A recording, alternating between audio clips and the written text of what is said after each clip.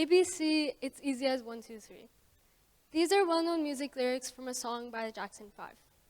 But why does this make sense? They're two completely different concepts. The ABCs are used to make words to form a way of communication, while numbers are used to count objects and to stress out every kid who goes to school.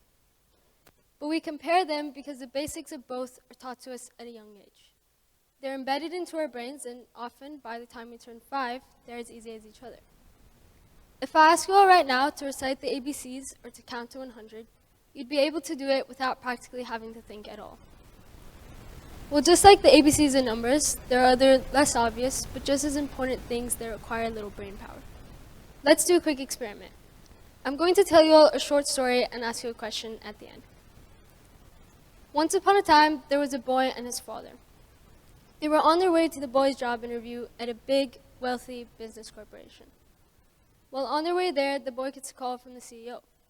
He picks up, they talk, and as they end the call, the CEO says, "Good luck, my son," and hangs up the phone as the boy and his father drive on. How could the CEO call this boy their son? I'll give you a moment to think it through. Now, you may be thinking the CEO is the boy's grandfather. Maybe they're his stepfather or his uncle. There are many possibilities, but in this case, we're going to say there's one right answer.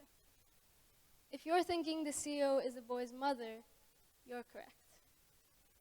Good evening.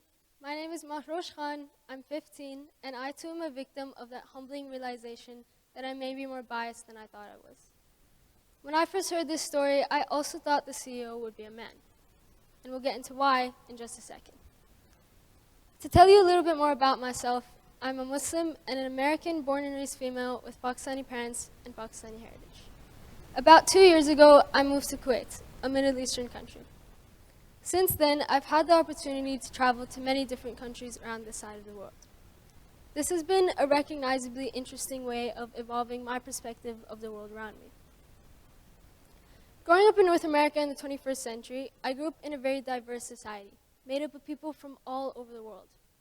Naturally, the expectation becomes that you respect everyone, no matter their race, religion, identity, etc. Unfortunately, this is not the case with everyone. Inequality, a worldwide dilemma that takes many shapes and forms. One of the various contributors that keeps it going till this day are the stereotypes that we have placed on different people. Having such a vast background has allowed me to observe and experience some of these stereotypes while still young and through a youthful lens. Going back to the question I asked you earlier, how could the CEO call this boy their son? What most of you probably did was assume the CEO was a man because they were in charge of, as I said, a big, wealthy business corporation. Though it's sad to say, we're only just now seeing women with that much power. Today, let's discuss implicit stereotypes and how we can work against them. To put it simply, there are two kinds of stereotypes, explicit and implicit. Explicit, or conscious stereotypes, are stated clearly, while the latter, implicit stereotypes, are when we subconsciously associate an idea or bias with someone. In my opinion, implicit biases can be more harmful than explicit. I'll give you all an explanation why. Imagine a chip was inserted into every person in this room, and we're unaware. These chips could be activated at any time, and they did whatever the master remote told them to do. Would you be okay if this happened to you? I wouldn't. Well, if we know the chips exist, we could find a way to work against them, or to safely remove them out of us. But if we don't know they're there, there's nothing we can do about this obstacle in our lives. Do you see what I'm getting at? If we know we partner a stereotype with something, we could try to stop it. But if we're not consciously aware, there's nothing we can do about it. So before we can get into how to recognize and stop these stereotypes, we have to understand where they come from. Well, some of the biggest contributors are culture, media, upbringing, interactions, and influences from our family and friends, and sometimes even strangers. So in other words, experiences in everyday life. For example, we've all heard our friends and family say something like, "You're friends with them, but they're so-and-so." Or we see something on the internet that is most likely a one-sided argument. But that's just brushing the surface. Thinking deeper, where do implicit biases come from? When did it all begin? Some researchers believe the evolution of Homo sapiens could have affected our implicit biases today. Way back in time, Homo sapiens used to travel in groups. They worked together to find or build shelter, get food, and do whatever else was needed to survive. But eventually, one group would come across another. And at this point, both groups are asking themselves, what do we do? What if the other group wants to kill us and take our resources? What if they're friendly, but they're carrying some kind of disease that would kill us all anyway? So the two options would be to A, keep the other group away, or B, let them in and leave everything up to chance. Of course, the safer option would be to keep them away. This method has been repeated in history time and time again. Christopher Columbus's journey can be a more imaginable example. He's on his way with his crew. He says to his men, let's find ourselves India. Well, they get to India, and they see the other people, the Native Americans. And at this point, Columbus is thinking, what do we do? The other group looks nothing like us. But I won't fill my country, so India is ours. We all know Columbus was nowhere close to consider it. Some researchers believe we've lived by the concept that different equals hostile for so long it's practically wired into us. And that's where some forms of unconscious biases come today. So now the question is, how do we stop them? Well, the very first step is to accept that you have them. And you could, with all confidence, say, no, not me. But that's the trickery within it. You have to really pay attention to recognize these stereotypes. It's important to note the practice of the methods I'm about to talk about are ways to help it, not cures.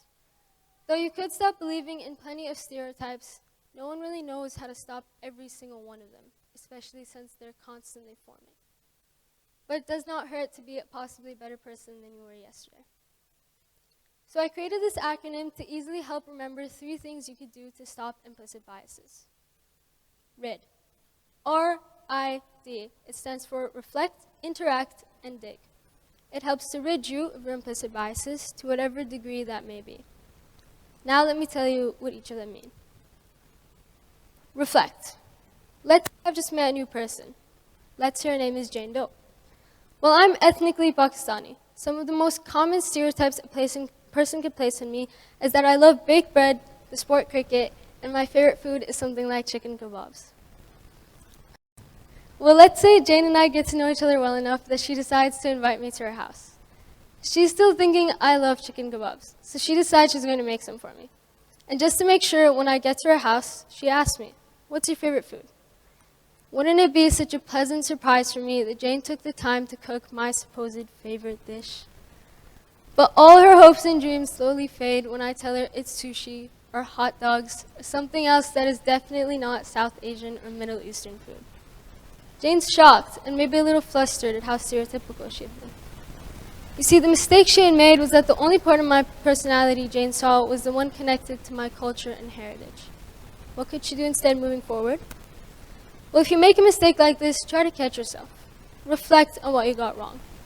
Instead of focusing on the most recognizable portion of a person, analyze them as a whole.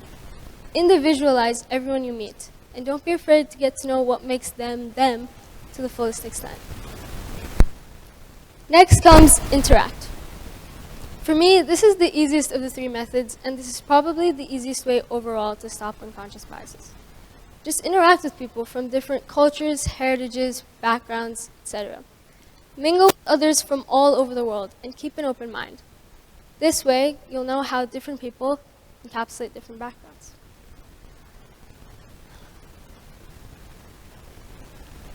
Though some of us could feel a sense of comfort within people of similar backgrounds as us, and though this makes complete sense, we have no idea how many different kinds of people there are. Refusing to get yourself out there only limits yourself from understanding the world and humanity as a whole.